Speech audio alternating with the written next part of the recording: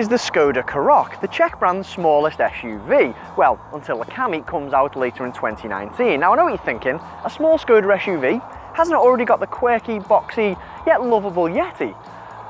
Well, the Karoq is actually the Yeti's replacement. Let's just take a moment to remember our furry friend. Right, that'll do. Anyway, what is the Karoq? Well, it's certainly no black sheep like the Yeti. Its design is prim and proper and, well, a little conservative. And if it looks familiar, it's because it's essentially a scaled down version of its bigger brother, the Kodiaq. And being a VW Group model, it's also got quite a lot in common with the Volkswagen Tiguan and of course the Seat Ateca. So let's get into it. Well, if you've driven a new Skoda recently, then this interior will feel very familiar. There's loads of chrome trimmings around, there's a domineering touchscreen, and everything feels pretty upmarket. It certainly feels more sensible than adventurous though. Think German and premium, like the Volkswagen Tiguan, rather than French and exotic, like the Peugeot 3008. Now, kit in the Karoq is pretty spot on. Even entry-level models get cruise control, dual-zone climate control, DAB radio, Bluetooth, and it even gets Apple CarPlay and Android Auto thrown in as well. Now, climb up to the SEL trim, which is just one above that, and realistically, that's as high as you're gonna have to go in terms of kit. I mean, you get sat nav, you get full LED headlight, 18-inch alloys, and you even get this nice Alcantara upholstery. And functionality wise in here, everything's pretty spot on. From the flexible seating adjustment to the responsive touchscreen, and storage wise in here is pretty good as well. There's loads of handy cubbies dotted around the place, and this multiple storage solution thing we've got here, or jumbo box as Skoda calls it, comes out completely and is even reversible. How cool is that? And of course that brings me on to Skoda's Simply Clever features, an array of features that just make life that bit easier, and they include a ticket holder up here.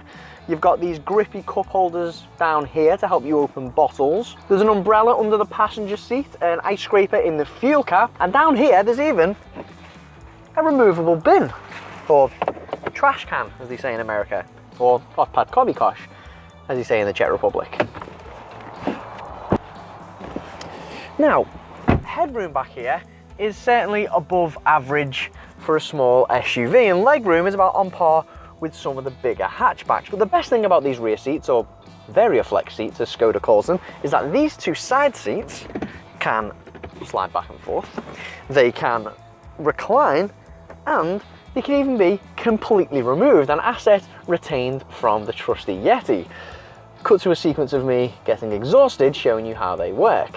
Yes, they can be a bit of a faff and they are quite heavy, but they are an unbelievably useful feature to have. And our model's even got these fold-out tray tables with pop-out cup holders, and not forgetting the fact that this middle seat folds down, and you've got two more cup holders there as well. Now, with all this well-thought-out practicality back here, you probably think, hey, the boot's probably really spacious and practical as well. Yes, it is. Of course it is. It's a Skoda. Now, by utilising the Karoq's contortionist skills, you can free up a class-leading amount of space back here. You can slide those seats forward, flop them down, flop them forward, and even, as you saw earlier, remove them completely. All right, I'll show you what that looks like as well. And there you go. You've got one of the best-looking panel vans you've ever seen, sort of. And the only real hole we can pick in it is that there is a bit of a load lip here, although you can get an optional adjustable boot floor for only 200 quid. And just like the front, you've got a few different Simply Clever features dotted around as well. There's loads of hooks, there's loads of netting for things. We've also got a reversible boot floor, good for pets or DIY, and we've also got this removable touch, which is magnetic as well. Ideal for if you need to pull up on the roadside and change a tyre.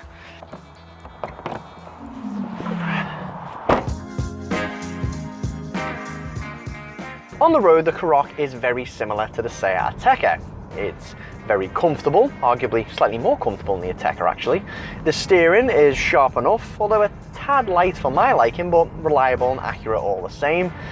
And it just has that VW feel to it, which is to say it's not all that exciting. I mean, grip is good, and if you push it on a twisty road, it can hold its own, but it's clear that Skoda's not gone for wow factor when it comes to driving dynamics, and it will openly admit it. Nope, this car is family friendly more than anything else. And the Karoq is one of those cars that just feels better and better when you get it up to speed on the motorway and let it stretch its legs. And that brings me on to its engines. Now, there are petrol engines available, but we've got the 115 horsepower 1.6 litre diesel. Now, this is the engine you go for if you're after low running costs for long journeys, and it claims to retain an average of 58.9 miles per gallon, and we've been getting just under 50 miles per gallon, which isn't bad at all. And CO2 and tax-wise, this 1.6 litre emits 125 grams per kilometre, which equates to a 33% BIK tax bracket for 2019 and 2020. And there's a decent amount of power in this diesel as well. I mean, okay, it is a bit lifeless unless you rev it out, and it does get quite throaty when you do that, but there's certainly enough power for casual driving. And in fact, that lifelessness I mentioned isn't really helped by this 7-speed automatic DSG gearbox, because it can just be a bit hesitant when you're nipping out of junctions. Fine when you're up to speed on the motorway, but yeah, maybe check out the manual first.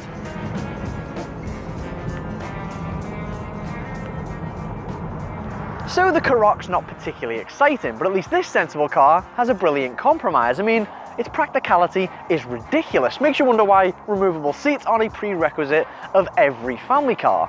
Is it as polarizing to look at as the Yeti? No, of course it isn't. But does it offer all the lovable aspects of its predecessor, like practicality, efficiency, and generous kit levels? I'd say so, yeah. And then some.